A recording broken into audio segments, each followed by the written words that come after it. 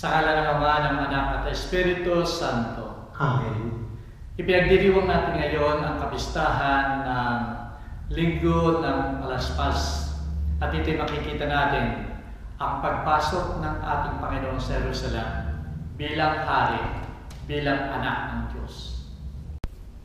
Sa linggong ito ay mayroon tayong dalawang ebanghelyo at makikita natin doon sa unang ebanghelyo yung pagpasok ng ating Panginoon sa Jerusalem at yung ikalawang ebanghelyo ay ito yung pasyon ng ating Panginoon. Ang pagbasa sa Banal na Ebanghelyo ayon kay Marcos. Luwalhati sa iyo, Panginoon.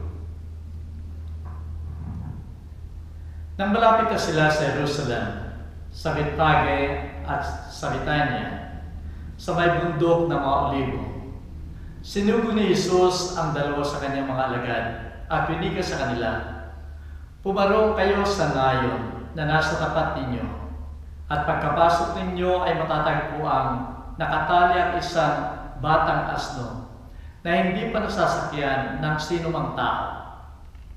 Kalagarin niyo siya at dalhin sa akin. Sakaling may magtanong sa inyo kung bakit ginagawa niyo iyan, isagot ninyo, kailangan siya ng Panginoon at agad siyang ipababalik dito." At lumakad sila tatagpuan ang batang asnong nakatali sa pintuan sa may labas sa daan na kanilang kinalag. Ang ilan sa mga nakatayo roon ay nagsabi sa kanila, "Bakit kinakalag ninyo ang batang asno?" Sumagot sila gaya ng sinabi ni Jesus at pinabayaan sila. Dinala nila kay Jesus ang batang asno. Inilagay sa ibabaw nito ang kanilang mga balabal at sumakay siya. At maraming tao ang naglatag ng kanilang mga balabal sa daan. Ang mga iba naman ay nagkalat ng mga sanga ng kahoy na pinutol sa mga parang. Ang mga nasa unahan at ang mga nasa hulihan ay sumisigaw na, "Hosana, pinagpala ang dumarating sa pangalan ng Panginoon. Pinagpala ang dumarating sa kaharian ng ating ninunong si David. Hosana sa kaitaasan." Ang salita ng Diyos. Purihin ka, O Kristo. Sumainyo ang Panginoon. At sumainyo rin. Ang pagbasa ng pasyon ng ating Panginoon Jesucristo ayon kay Marcos. Luwalhati sa iyo, Panginoon. Kinaumagahan nagpulong ang mga punong pari, ang matatanda at mga eskriba, alalaong baga ang buong Sanhedrin. Inilabas nila si Jesus na nakagapos at ibinigay kay Pilato. Tinawag siya ni Pilato, "Ikaw ba ang hari ng mga Hudyo?" Sumagot si Jesus sa kanya, "Sinasabi mo nga." At maraming bagay ang isinakda laban sa kanya ng mga punong pari. Muling tinanong siya ni Pilato, "Wala ka bang isasagot? Nakikita mo ang lahat ng sumbong nila sa iyo." Datapwat hindi sumagot si Jesus, kaya namangha si Pilato. Tuwing magpipista ay pinawawala niya sa kanila ang isang bilanggo na kanilang hilingin. Noon ay nasa bilangguan ng isang nagngangalang Barabas na kasama ng ibang mga naghimagsik at nakamatay ng isang tao sa himagsikan.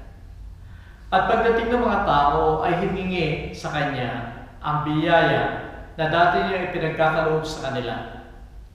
Sinagot sila ni Pilato, "Ibig ba ninyo na pawalan ko sa inyo ang hari ng mga Hudyo?" Nababatid niya na si Jesus ay binigay sa kanya ng mga punong pari dahil lamang sa inggit. Samantala mga tao ay inudyugan ng mga punong pari na hingin sa kanya ang pagkalaya ni Barabas. At nagsalita ulit si Pilato sa kanila, "Kung gayon, ano ang gagawin ko sa taong tinatawag ninyong hari ng mga Hudyo?" Sumigaw na naman sila, "Ipako mo siya sa krus." Anong masamang ginawa niya? Ang tanong ni Pilato. Datapwat lalong inilakas sa kalarsigaw. Ipako mo siya sa krus. Upang bigyan kaligayahan ng mga tao, pinawalan niya sa kanila si Barabas at si Jesus, pagkatapos sa maipahampas, ay binigay niya sa kanila upang ipako sa krus. Dinala siya na makawal sa loob ng palasyo na isang pretoryo at tinipon ang buong pulutong. Siya ay dinamta ng porpura at pinatungan ng puro ng tinik na kanilang pinagkama-kama. At siya ay kanilang binabati, Aba, Hari ng mga Hudyo. Hinampas siya ng tampo sa ulo, niluran at paluhod na pumupugay sa kanya. Pagkatapos ay mauyam nila, ay inalisan ng balabal na porpura at isinuot sa kanya kanyang mga damit at inilabas upang ipako sa krus. At pinilit nila ang isang nanggaling sa bukid na nagdaraan, si Simon na taga Cirene, ama ni Alejandro at ni Rufo, upang pasanin ang kanyang krus. Dinala siya sa dako ng Golgota, nang ibig sabihin ay puok ng mga bungo. Doon ay binigyan siya nila ng alak na may halong mira, ngunit hindi niya ininom. Pagkatapos ipinako siya sa krus at pinaghatian ng kanyang mga damit na kanilang pinagsapalaranan upang malaman kung ano ang bahaging mauwi sa bawat isa. Ikatlong oras nang siya ipako nila sa krus at nakasulat ang dahilan ng pagkaparus sa kanya, Hari ng mga Hudyo. Ipinako nila sa krus na kasama niya ang dalawang tulisan, ang isa sa kanyang kanan at ang isa sa kanyang kaliwa. Siya ay nalipusta ng mga nagdaraan na umiiling at sinasabi, Aba, gigibain mo ang templo at muli mong itatayo sa loob ng 3 araw. Iligtas mo ang iyong sarili at bumaba ka sa krus. Kaya hindi naman nag-usap-usap ang mga punong pare at mga eskriba upang libakin siya. Inililigtas niya ang iba, ang sarili hindi mailigtas. Bumaba sa krus ang Kristo na Hari ng Israel nang aming makita at sumampalataya kami. Siya ay nilipastangan din ng mga nakapakong kasama niya. Nang ika-6 na oras ay nagdilim sa buong lupain hanggang sa 9 na oras. At sa 9 na oras, si Jesus ay malakas na sumigaw, Eloi, Eloi, lama sabachthani. Nang ibig sabihin ay, Diyos ko, bakit mo ako pinabayaan? Nang marinig ito ng ilang nakatayo roon, ay sinabi nila, tinatawag niya si Elias. Tumakbo ang isa at binasa ng suka ang isang espongha, at pagkalagay sa dulo ng isang kahoy, ay pinasipsip sa kanya na aniya, hintay muna. Tingnan natin kung darating si Elias upang ibaba siya. Subalit sumagaw na malakas si Jesus at nalagot ang hininga. Biglang nagawak ang tabing ng templo sa dalawang bahagi, mula sa itaas hanggang sa ibaba. Ang senturyong nasa tapat niya, na makita na siya ay nalagutan ng hininga, ay nagwika, tunay nga ito ang anak ng Diyos. Ang salita ng Diyos. Purihin ka, O Kristo. Minamahal ko mga kapatid sa pananampalataya, ang lahat ng pagmamahal ay nangangailangan ng katapasan. Walang pagmamahal kung walang katapatan hanggang sa katapusan. Kaya nga makikita natin, dapat ipakita yung pagmamahal na yun sa salita at sa gawa. At ito yung masasabi natin, tapat na pagmamahal. Sa mga kinakasal nga ay mapapakinggan natin, until death do us part. Nang ibig sabihin yung sinumpaan nilang pagmamahal.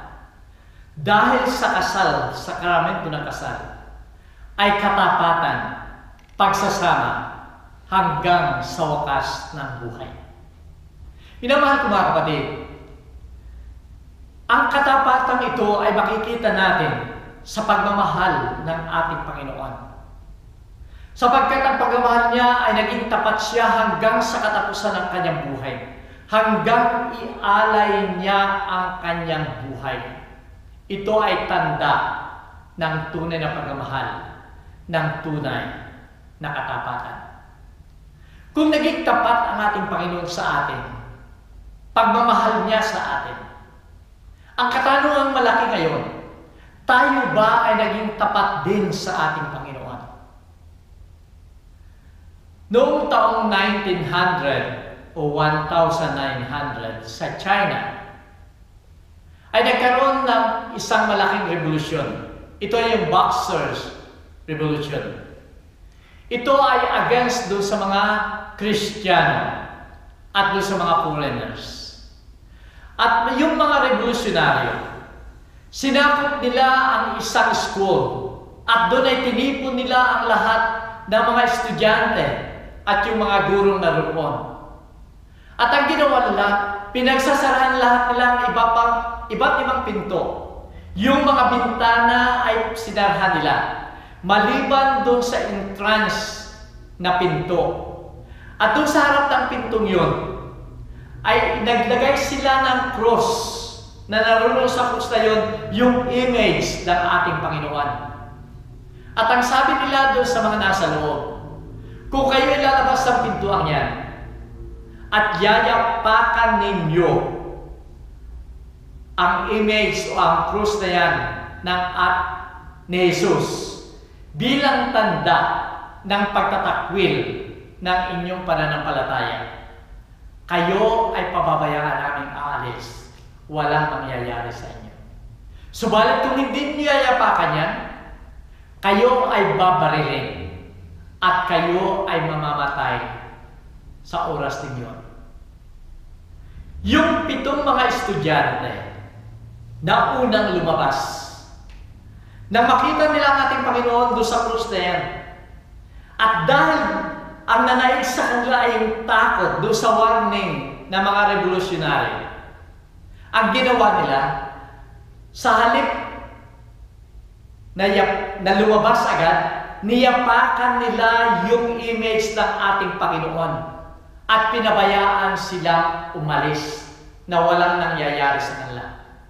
Subalit yung ikawalo, isang batang babae, isang incheck na batang babae, nang makita niya na paglabas niya sa pintuang yun, nakita niya yung ating Panginoon, yung krus na yun. Dahil sa turo sa kanya, sa kanyang pananampalataya, nag-genuflect siya sa krus na yun. At pagkatapos inikutan niya yung krus na yun, hindi niya niyapakan ang krus na yun. At paglampas niya, siya ay binaril at siya ay namatay noon din. Lahat ng sumunod sa batang babaeng yun, estudyante, mga guro, tinuralan nila ang halimbawa ng katapatan, pananampalataya ng batang yun. At lahat sila nun din ay pinagbabaril. Silang lahat ay namatay. Kung pag-aaralan natin yung history ng China, 1900, dahil doon sa halimbawa ng batang babaeng yan, more than 30,000 ng mga Kristiyano, mga foreigners, ang namatay dahil sa kanilang pananampalataya, dahil sa katapatan nila sa ating Panginoon. Minamahal ko mga kapatid, ngayon ay pinagdiriwang natin ang linggo ng palaspas. At makikita natin dito yung katapatan ng mga tao. Yung pagpasok ng ating Panginoon sa Jerusalem. Sila ay nagsisigawan, Hosana, anak ni David, hari ng sanlibutan. Hosana, anak ng Diyos. Ito'y pagpupuri sa ating Panginoon. Ito'y tanda ng katapatan nila sa ating Panginoon. Ito yung mga tao na nakapakinig ng aral ng ating Panginoon. Katulad ng batang yon, katulad ng lahat ng namatay doon, na nagsakripisyo dahil sa kanilang pananampalataya, nalaman nilang buhay ng ating Panginoon. Yung mga tao doon sa Jerusalem na sumisigaw, nakita nila ang mga himala ng ating Panginoon. Nakita nila yung kabutihan ng ating Panginoon. Nakita nila yung kapangyarihan ng ating Panginoon. Kaya patuloy silang sumisigaw, Hosana, Hari, Ikaw ay Diyos, Anak ni David. Minamahal ko mga kapatid, nakakalungkot nga lamang sapagkat pagkaraan ng ilang araw doon sa ikalawang ebanghelyo, ay ito na rin yung mga tao na sumisigaw, ipako mo siya sa krus. Ipako mo siya sa krus. Nang ibig sabihin, bumaliktad sila. Sila ay nagbalingbing. Sila ay nagtaksil sa ating Panginoon. Bakit?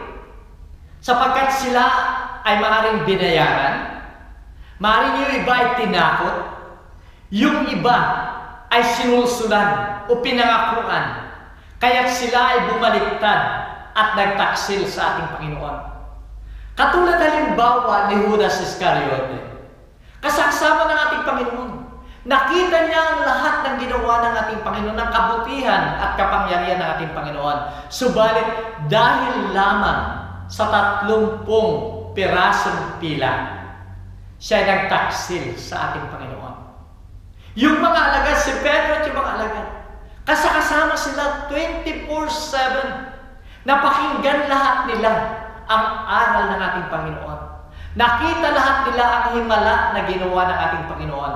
Subalit dahil sa takot, sila ay umalis. Sila ay tumakas. Iniwan nila ang ating Panginoon. Minamahal kong mga kapatid, kung makikita natin, marami pa rin sa panahon natin ang katulad ni Judas Iscariote na ipinagbibili ang pananampalataya. Maraming mga tao ang ipinagpapalit yung material na bagay sa kanilang pananampalataya. Maraming mga tao ang dahil sa kanilang trabaho ay hindi nagsisimba kung linggo. Kung minsan ay nasa party sila, kung minsan ay may pinupuntahan silang kasayahan, kaya hindi sila nakakapagsimba, na ipagpapalit nila ang ating Panginoon doon sa material na bagay. Marami rin sa mga tao ngayon ang katulad ni Pedro at ng mga alagad na dahil sa takot ay hindi sumusunod sa aral ng ating Panginoon. Nagtataksil sila sa ating Panginoon. Dahil sa takot kung minsan ay ayaw nilang sumunod sa ating Panginoon. At ang sinusunod nila ay yung mali o masamang aral. Gumagawa sila ng masama. Korupsyon, pandaraya, pang-aapi, pagpatay ng tao. Ang lahat ng ito'y dahil sa takot na maaaring may mangyari sa kanila. Kaya't ginagawa nila o kaya ay nais lang humigatan pa ang nasa kanila. Minamahal ko mga kapatid, yung iba ay takot. Alam nila katotohanan. Katulad ng mga alagad na ito. Subalit dahil sa takot, ayaw nilang magsalita. Kung kaya't marami ang hindi nagkakaroon ng justice sa kanilang buhay. Ayaw magsalita yung nakakaalam ng katotohanan. Minamahal ko mga kapatid, sa ating pagdinilay ngayong Holy Week na ito, ngayong mahal na araw, ay tingnan natin ang ating sarili. Tayo ba ay naging tapat sa ating Panginoon? At kung tayo ay hindi naging tapat sa ating Panginoon, humingi tayo ng tawad sa Kanya. Ito ang napakagandang panahon upang magbalik loob sa ating Panginoon. Sa mga pagkakataon na tayo naging materialistic at nakalimutan natin na magsimba at magdasal o kaya magpuri sa ating Panginoon. Sa mga pagkakataon na pinahalagahan natin ay yung iba't ibang bagay at ang ating Panginoon ay kinalimutan natin. Sa mga pagkakataon na tayo'y natakot at hindi sumamba, nagsabi ng katotohanan sa mga pagkakataon na nagkulang tayo ng respeto sa ating Panginoon, sa ating kapwa, at sa ating sarili, na tayo nagmalabis sa ating sarili, kinalimutan natin ang dapat na kalusugan natin, at ito ay pinabayaan natin. Tayo humingi ng tawad sa ating Panginoon. Sa panahon ito ay napakaganda. Ito ang panahon na baguhin natin, panibaguhin natin yung katapatan natin sa ating Panginoon. Katulad ng ating Panginoon, sa ating pagninilay sa buong linggong ito ng Holy Week, ay makikita natin ang tunay na katapatan ng ating Panginoon. Sana ganon din tularan natin ang katapatan niya. Katulad din ng katapatan ng batang babaeng yun, na nag-aalay ng kanyang sariling buhay upang maipakita ang tunay na katapatan sa ating pananampalataya.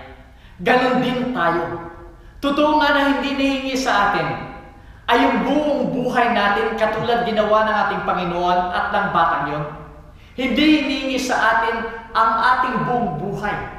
Ang hinihingi lamang sa atin sa ating pagninilay sa mahal na araw na ito ay baguhin natin yung masasama sa ating sarili. Masamang pag-uugali, masamang gawain, upang sa ganon, ito'y patunay na nais natin na maging tapat sa ating Panginoon. Sa bisang ating dinadaluhan, ay nag-aalay na muli ang ating Panginoon ng kanyang sarili. Sana, doon sa pag-aalay na yon, ay doon tayo kumuha ng lakas, inspirasyon, upang ang katapatan ito ng pag-aalay ng ating Panginoon ay mapasa atin at tayo maging tapat hanggang sa wakas ng ating buhay. Mayroon ako mga announcement pagkatapos ng blessing. At dahil tayo nagsisimula ngayon ng mahal na araw, naroon lahat po yung mga activities ng Filipino Chaplains dito sa Sydney. At sana makiisa tayo upang makasama natin ang ating Panginoon, lalong-lalo na sa kanyang pag-aalay ng kanyang sarili. Sumayin niyo ang Panginoon. At sumayin niyo rin. Naway pagpalain kayo ang makapangyarihang Diyos, Ama, Anak, at Espiritu Santo. Amen. Kumain tayo ng kayama. Salamat sa Diyos.